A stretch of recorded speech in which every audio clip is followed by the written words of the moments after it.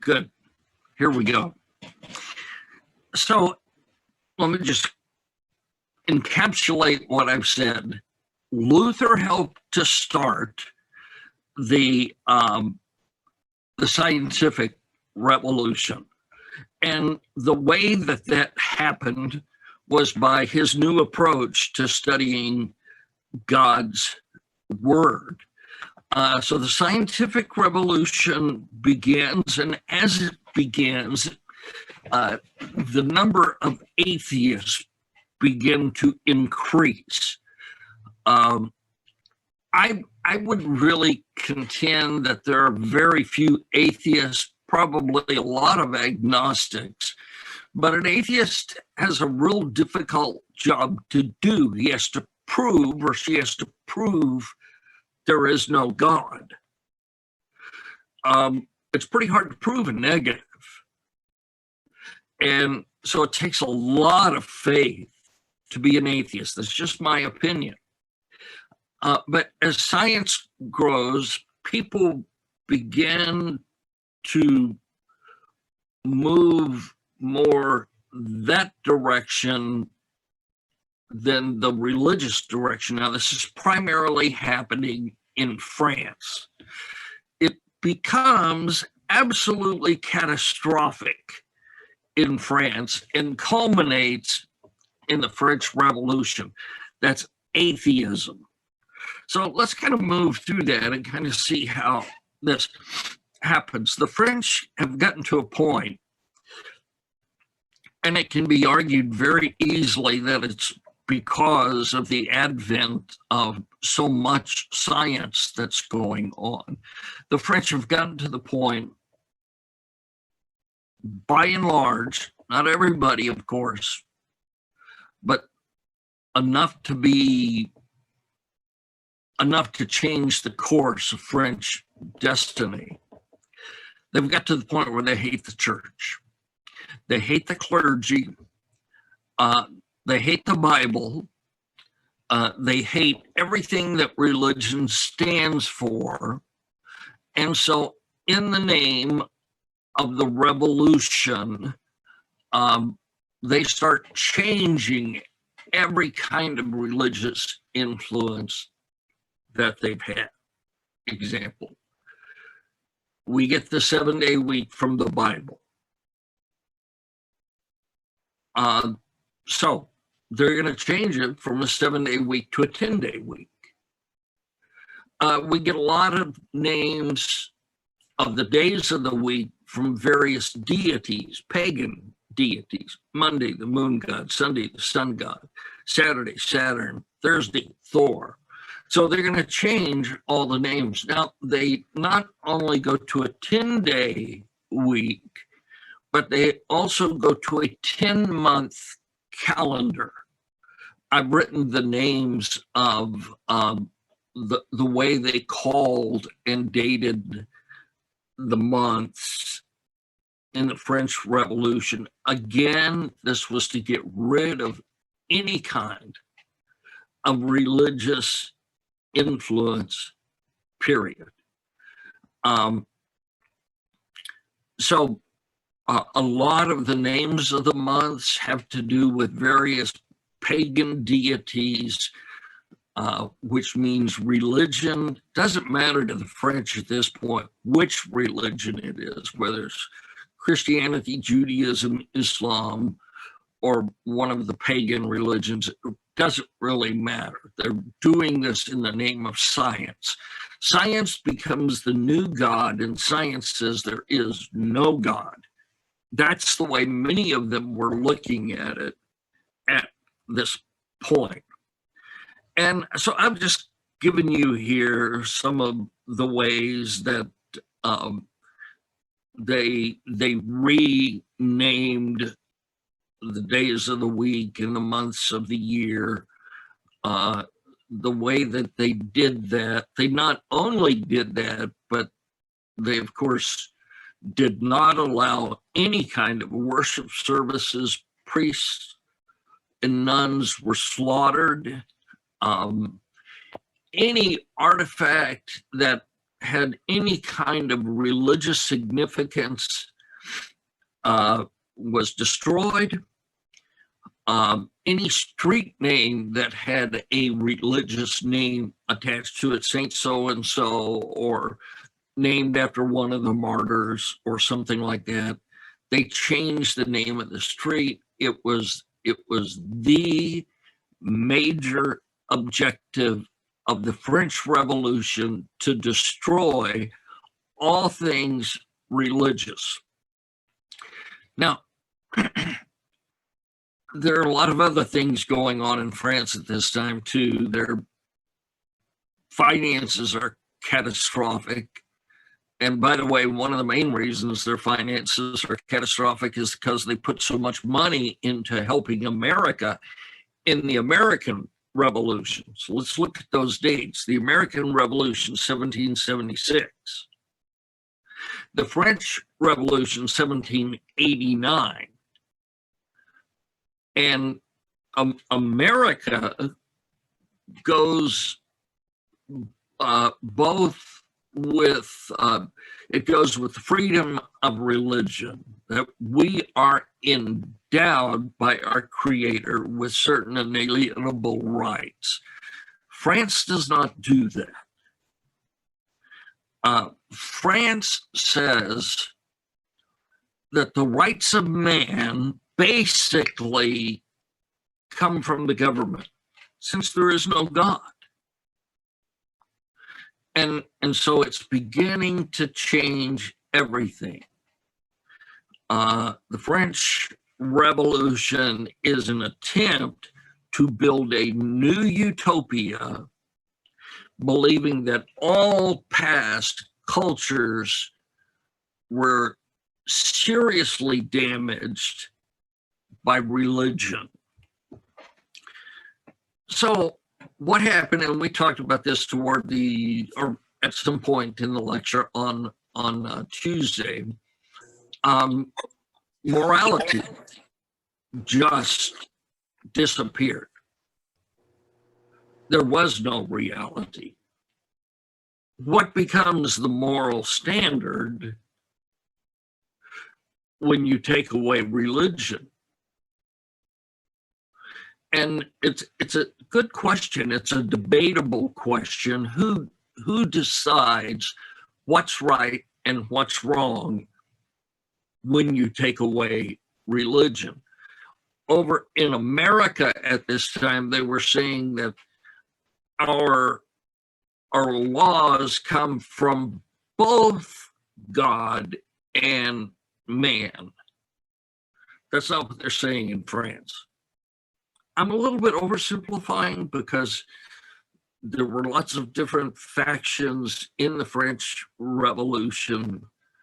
All of them wanted to get rid of religion in one way or another, but morally, the morals of the French people totally collapse.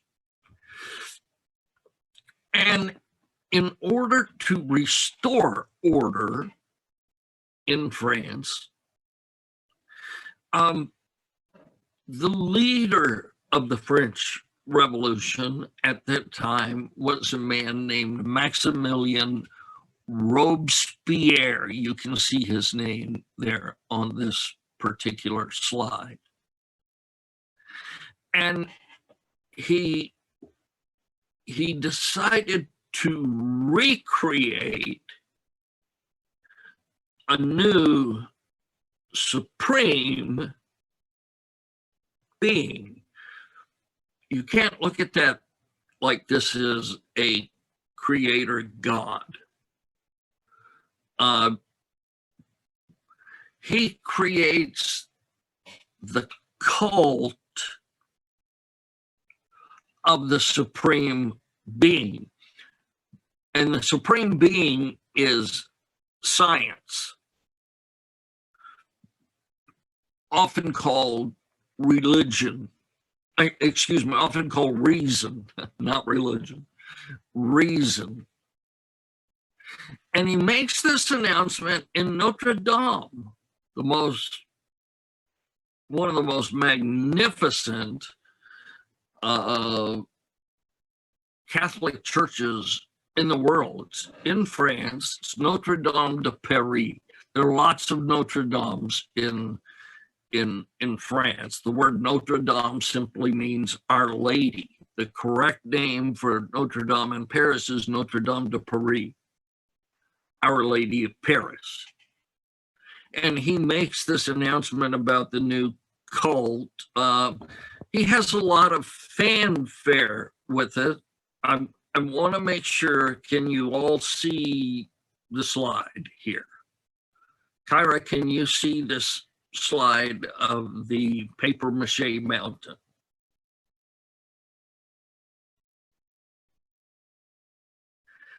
Is anybody there? I can see it, Professor B. Raina, can you see the slide? Yeah. Okay, good. This is the paper mache mountain that's built right on the little island that Notre Dame is built on. It's the Isle de Cité.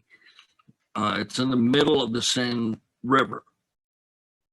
And he builds this big paper mache mountain, and they have all these choirs standing around it and singing, and they're wearing Roman togas, and at the end, Robespierre is lifted mechanically somehow with the use of some kind of fog machines out from the top of the mountain, and he's representing reason. This is the cult of science. The cult of science. So you've got the total rejection of religion, and you've got the total acceptance of reason or science. We've seen that play out in this election, regardless of what party you're in. I don't care. But people kept saying Trump didn't believe in science and that he was just doing his own thing. Well, it's been very difficult because science has not agreed with each other regarding some of these vaccinations. We're getting to a much better point now. The point I'm making is we still have this battle. Is it science or is it religion? My point is it should be both. Neither side has anything to be ashamed of. All truth is God's truth. That's the way I see it. But I don't think you have to reject religion in order to become a scientist. And I don't think you have to reject science in order to become religious. Philosophically, so we talked about Tuesday, this is called bifurcation. It's a logical fallacy. It's a fallacy of either or. It's either religion or it's science. That's a logical fallacy. Why can't it be both? So the French people are doing everything they can at this point to build a utopia. It's not working. It's crumbling all around them. Robespierre sees that. He tries to throw in this kind of a new supreme being. He says, and he's trying to rectify both groups, the religious people and the science people. And he says, we recognize there is a supreme being, and we recognize that the soul is immortal. And boy, it's a very delicate dance that he's having to do here, because this new religion that he's proclaiming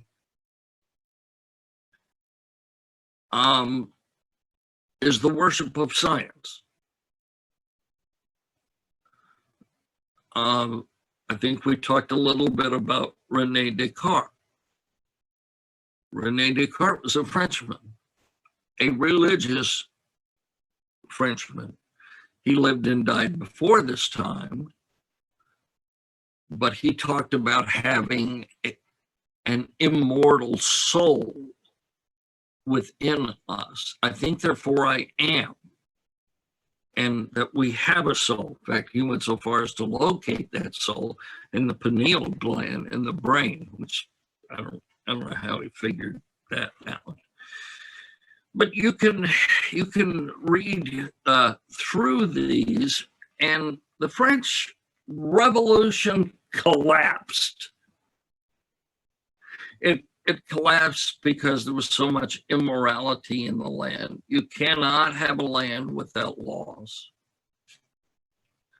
If you don't have a nation that respects the law, you don't have a nation.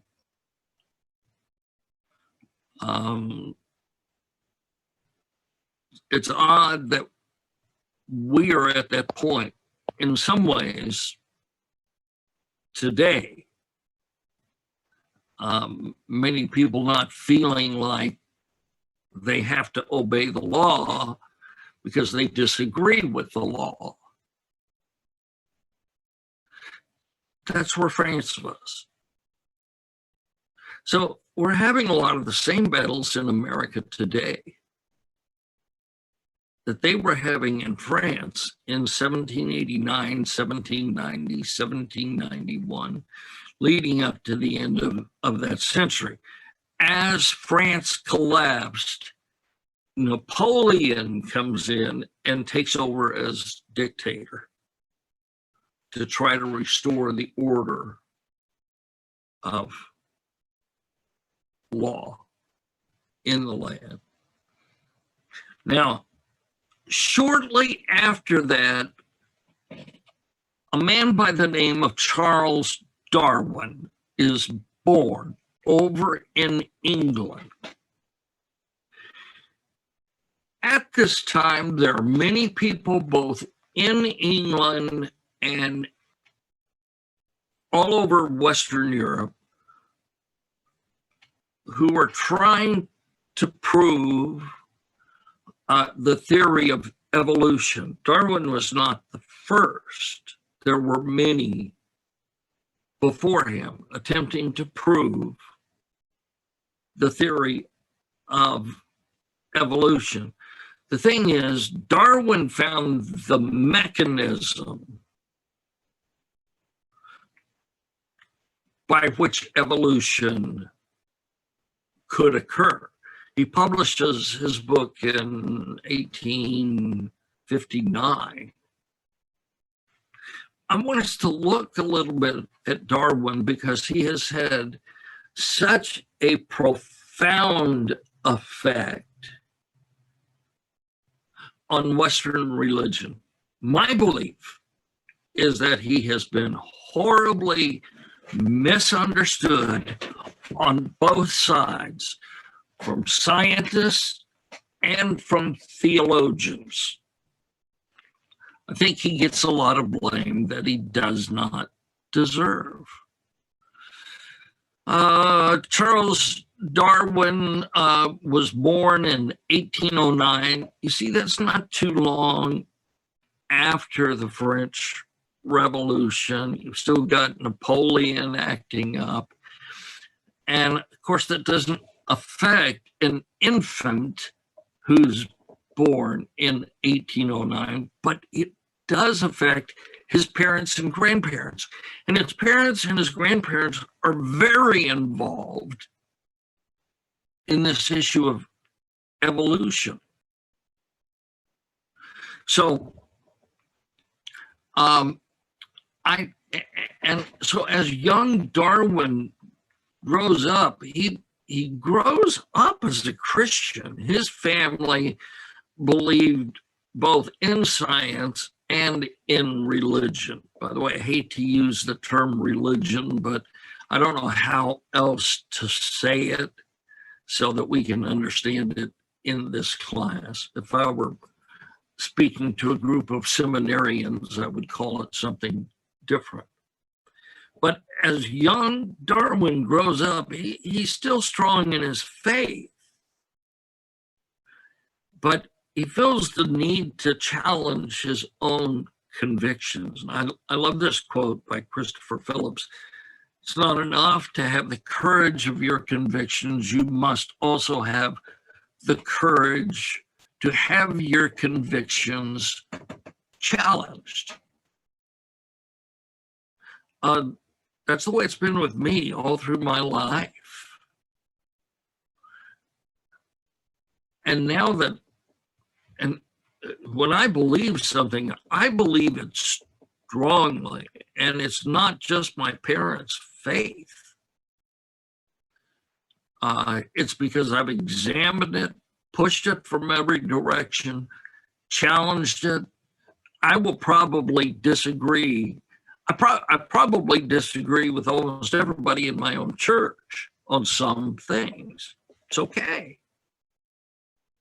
I happen to really like Darwin because he had the courage to challenge his own convictions. And the best way for us to get to know Darwin is not by reading books about Darwin, but by going back and reading what he wrote, especially in his letters, his correspondence. If you want to get to know the real Darwin, you've got, and all of his letters are available. Everything that we know that he ever wrote. And there's tons of stuff out there that he wrote. Most people who try to tell us what kind of man Darwin was tend to try to show us his life through the eyes of how other people saw him. In other words, through secondary sources and often through tertiary sources, instead of really reading the man. Now, hang on to all this. You may wonder where I'm going. Let me just tell you where I'm going. I think I already have. I believe in both religion and science. I believe religion can go crazy sometimes. We've seen that in cults like the Westboro Baptist Church. But I believe science can go crazy sometimes too. Think of the science that Hitler used. It was that science which led him to the extermination of 6 million Jews. So we can interpret religion in a very bad way, and we can interpret science in a very bad way. But when you've got a good interpretation of theology and a good interpretation of science, they connect, because all truth is God's truth. Again, you don't have to agree with me. I just want you to know something. This battle that started in the Enlightenment period of time, basically in the 1700s, it has continued even up until today. And I believe that's been to the detriment of everyone. Some people see Darwin as a superhero. Some people see him as the Antichrist. And I think most contemporary writers or preachers or speakers or scientists who write journal articles, I think most either see him either as a great hero or as a great villain.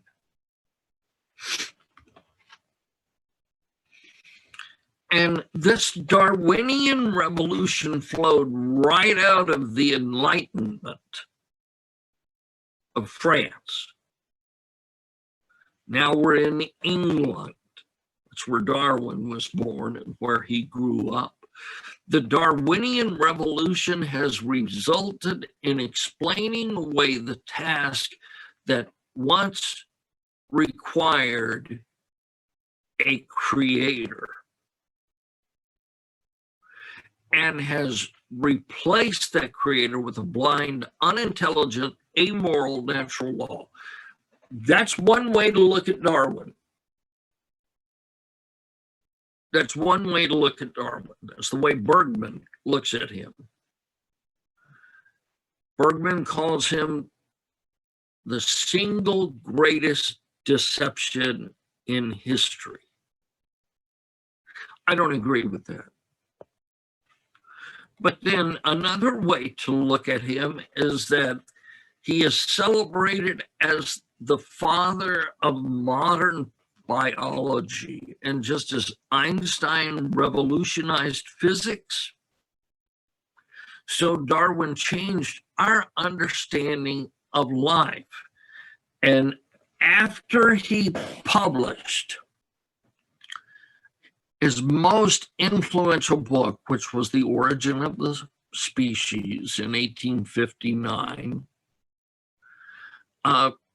Darwin became the most noted scientist of his time. And so you've got people hating Darwin and people worshiping Darwin. This profoundly affects religion in America and all of Western Europe. So which one was he? Was he a superhero or was he the Antichrist? He has a very interesting background. I've put some bullet points here for you. He studied to be a priest in the Anglican Church. Remember, the Anglican is part of that English Revolution. And one of the statements he made in his own autobiography was, it never struck me how logical it was to say that I believed in what I could not understand and what is in fact unintelligible. So you can definitely see he was a man struggling, trying to believe. Now we're going to open this up in just a few minutes for everybody to talk. So please, if you're getting sleepy, take a deep breath and oxygenate those neurons in your brain. All 200 billion of them.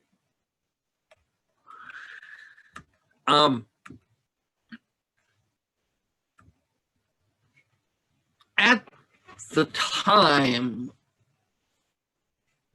there was an attempt for religion to really utilize science to prove there is a God. We still have that.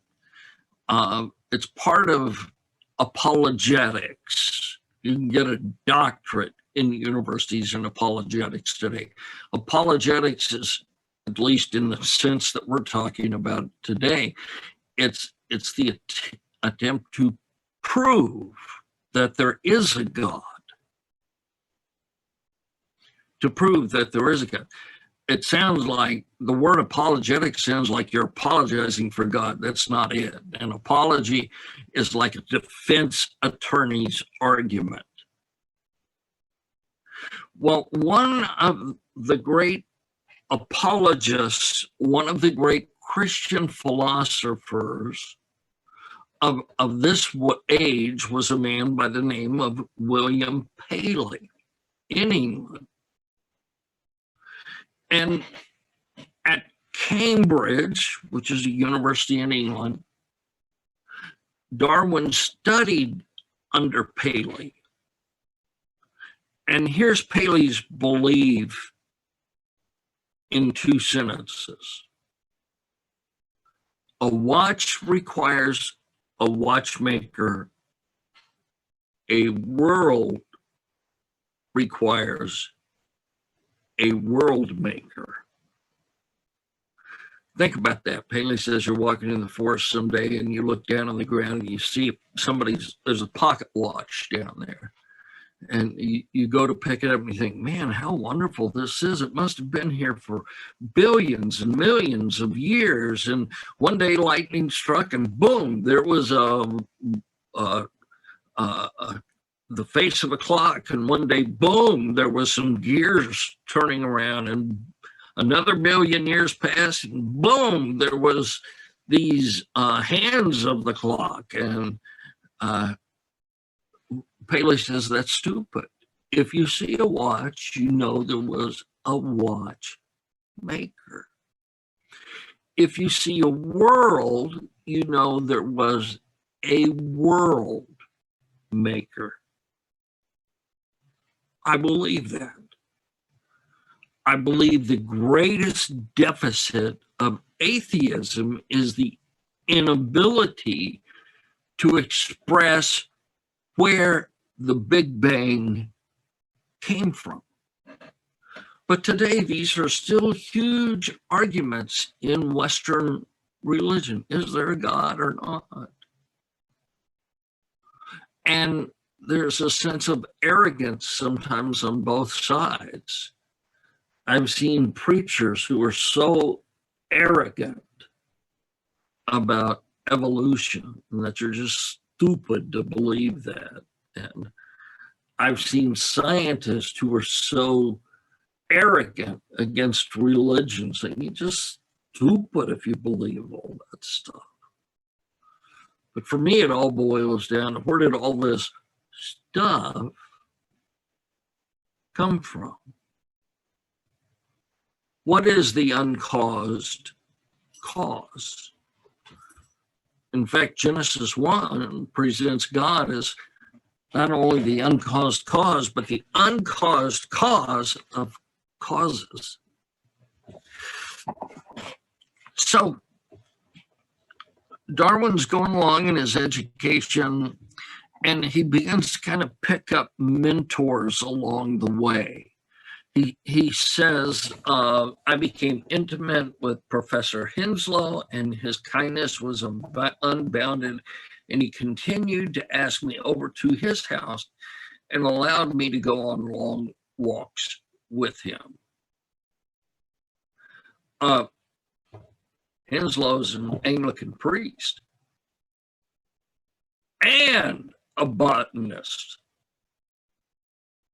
and a geologist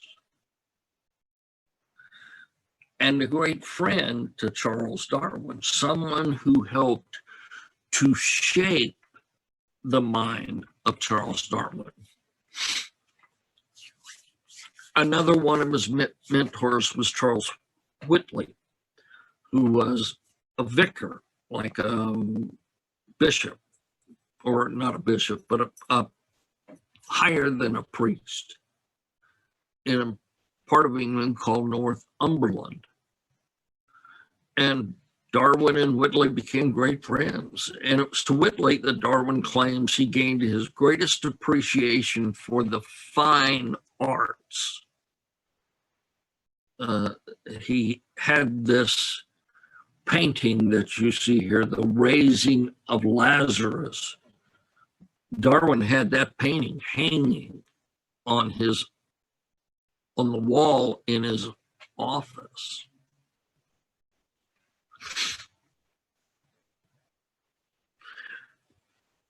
Darwin was very indignant over slavery. Now, here is one of the most interesting facts about Darwin, I've studied it, and I'm still studying it. When he was gazing at the beauty of the landscape, he wrote, "No one can stand unmoved at the solitudes without feeling there is more in man than breath in his body." And he's talking about looking at slavery. Looking at slavery. He hated slavery. He hated racism. At one point in his diary, he wrote, "My friend, the Padre Acutico, bitterly regretted that the beauty of Chile should be so wasted and wished with great Christian humanity that all of the provinces would unite and make a complete end to the Indian race." That's the way some Christians looked at it and looked at slavery. Now, it's important. Darwin was disgusted by slavery. How can a person enslave a man? And he grew this great love and a great heart for abolition of slavery, which he committed himself to. But what you have to realize too is he did not believe, and this is why his great book, The Origin of the Species, can't be used as a textbook in any university. It's because he did not believe that Black people had fully evolved. Yes, he felt sorry for them, and he felt like people should not be cruel to them, but he did not. And even if you look at the name of his textbook, it's The Origin of the Species for the Favored Races. And he had to deal with a lot of questions like, slavery is so bad, we need to abolish it. And he had to deal with questions like, and some of these slaves that we have here in England were slave owners back in Africa. So how do you repair a situation like that? But he was considered a pro-abolitionist, and he never called Black people blacks or natives. He simply called them savages. So you get this mixture in Darwin. He's a pro-abolitionist who believes all Black people are savages because they're not fully evolved.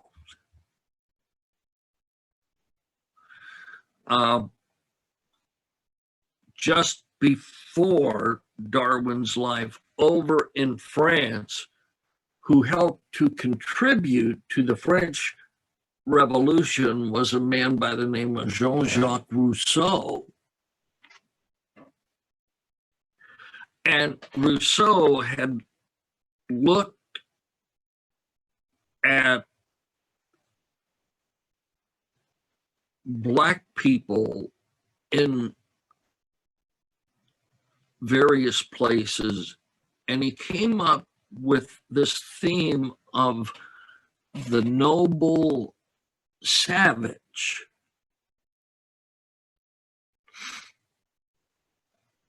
In Darwin's book, The Descent of Man, he said it's pretty obvious that Rousseau had not traveled very much because he hasn't seen what I've seen. That is what Darwin is saying with Black people in Africa. Well, I want to kind of move on through here. You can read all of this on your own. He really believed in the missionaries in these countries. He helped to fund missionaries all over the country. And then finally, I just want to say about Darwin, his best friend was his pastor. That may shock you. He was a strong member of his church in Down, England. His wife was one of the leaders in that little church. Darwin was one of the biggest contributors. In fact, Darwin was at one time the treasurer in that church. Darwin's preacher called him the pillar of the parish. He especially supported Sunday school. You got to remember they're right smack in the middle of the Industrial Revolution. And he really wanted children to have an opportunity to go to school, not to just have to work in the factories every day. So he got Sunday set aside so that they could go to a school in people's homes. It was called a Sunday school, where they learned about God and they were faith-based. You can read all of these in the PowerPoints as you want to. Here's what his pastor said about him. This is the church he attended, by the way. In all parish matters, he was an active assistant in matters connected with the schools, charities, and other businesses. His liberal contribution was ever ready. And in the indifferences which at times occurred, in that, as in other parishes, I was always sure of his support. That was his pastor. He held that there was no really important objection. His assistance should be given to clergymen who ought to know the circumstances as best they could and was chiefly responsible. And he said, his pastor said, having myself always endeavored to be first a churchman, it is impossible that such relations could been maintained with Mr. Darwin had he been anything approaching the opponent of religious truth, which those supposed who did not know him or study his works, but took the deductions that others drew. Well, you can read all of this. Here's a copy of Darwin's handwriting. It's just a picture I've taken of his diary. And there was a lot of agony in his life. His daughter Annie died when she was 10 years old, and it just crushed him. And at some point after his death, he said, I am not an atheist. And then he went on to say, it's probably best to call me an agnostic because I don't think I can absolutely prove with scientific evidence that there is a God. Darwin was not an atheist. So I'm going to leave these slides to you. I love this quote. I'll end this lecture and we'll talk, by Martin Luther King. If you equate Darwinism with atheism, then Darwin was not a Darwinian.